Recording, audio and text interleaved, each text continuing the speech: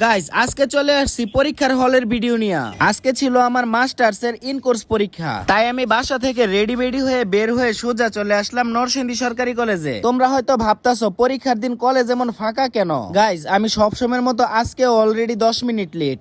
পরীক্ষার হলে ঢোকার পর দেখি স্যারও আমার মতো লেট লতিফ। পরীক্ষা দিতে দিতে ভাবলাম একটা ভিডিও ক্লিপ নিয়ে রাখি, আর তখনই স্যার এসে ধপাস করে হাতে নাতে ফোন সহ ধরে ফেললো আর যা বললো লেখাপড়া পুটকির মধ্যে ভরে দেবে একেবারে। যাই হোক, তারপর পরীক্ষার হল থেকে বের হয়ে দেখা হয়ে গেল সব বন্ধুদের সাথে। তারপর আবার দেখা হয়ে গেল কলেজের ভিতর থাকা আমার টমের সাথে। আমি যখনই কলেজে যাই ওর সাথে আমার কোনো না কোনো ভাবে দেখা হয়েই যায়। ওর মতো আমার বাসায় একটা বিড়াল ছিল যেটা হারানো গেছে, তাই ওই বিড়ালের নামের সাথে মিলে ওর নাম দিছিলাম টম। যাই হোক, পরীক্ষা শেষ, এখন বাসায় গিয়ে নাকে তেল দিয়ে ঘুমানোর পালা। তেলের কথা ভাবতেই হঠাৎ মনে হলো বাসায় সরিষার তেল শেষ, তাই চলে গেলাম নরসিংদী বড় বাজারে সুরে